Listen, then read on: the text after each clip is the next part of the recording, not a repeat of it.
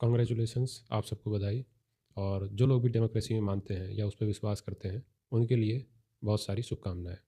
क्योंकि आखिरकार अमेरिका ने जितनी मेहनत करी थी, आज उस मेहनत का रिजल्ट आ गया है और वेनेजुएला में डेमोक्रेसी को पैदा करवा दिया गया है। और डेमोक्रेसी को पैदा करवाने के लिए भी बहुत ही डेमोक्रेटिक तरीके से काम किया गया है। 150 फाइटर जेट, हेलीकॉप्टर वगैरह का यूज़ किया गया।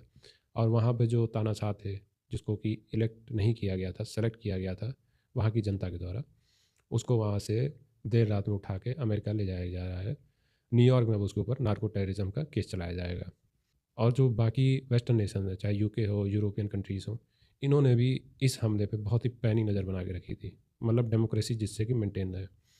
हालांकि वो बात अलग है कि भारत में अगर कुछ होता है तो इन लोगों की पैनी नज़र नहीं, इनका मुंह खुलता है कि भाई डेमोक्रेसी तुम्हारे यहाँ खतरे में है, उसको ज़रा ठीक करो। और अमेरिका की बात करें तो उसको इतनी फ़िक्र थी कि अमेरिका ने वहाँ पे जो तेल के भंडार थे, उससे उसका कोई लेना देना नहीं है। उसका सिर्फ़ और सिर्फ एक मकसद था कि वहाँ पे डेमोक्रेसी को मेंटेन कराया जाए। तेल का क्या है, वो तेल निकालेगा, बेचेगा, पैसा खुद भी कमाएगा, थोड़ा बहुत वेनेजुएला को दे देगा। पहले वहाँ जो रशिया, चाइना कर रहा था, वो अमेरिका काम करेगा।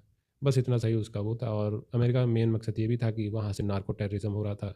बाकी अफ़गानिस्तान, ईरान, पाकिस्तान, यहाँ पे जो एक नेटवर्क है, जहाँ पे अफ़ीम, ड्रग्स ये सब जो होता है, इसका अमेरिका से कोई लेना देना नहीं है। यहाँ पे अमेरिका का कोई इन्वॉल्वमेंट नहीं है।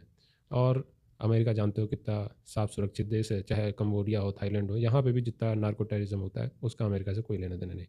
केवल वेनेजुएला में हो रहा था तो इसीलिए अमेरिका ने वहाँ पे हस्तक्षेप किया।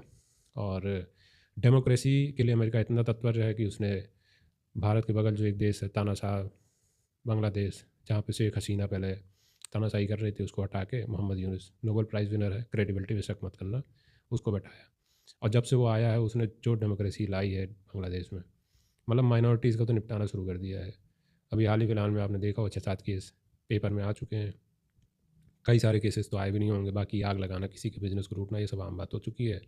और पाकिस्तान जैसे देश जहाँ पे कि डेमोक्रेसी इतनी फल फूल रही है कि अपोजिशन का लीडर गायब हो चुका है, मिलिट्री जनरल पावर अपने कब्जे में करे हुए है, और वहाँ पे आतंकवाद के नाम पे किसी के ऊपर बम मार देते हैं, चाहे बलूचिस्तान में मार दिया, चाहे अफगानिस्तान में बमबारी कर दी। तो पाकिस्तान क्योंकि डेमोक्रेसी का बहुत बड़ा मसीहा है इधर के रीजन में, तो इसलिए अमेरिका वहाँ को ही सपोर्ट करता है। तो अमेरिका को आप लोगों को सपोर्ट करना चाहिए और डेमोक्रेसी को इसी तरीके से मेंटेन रखना चाहिए।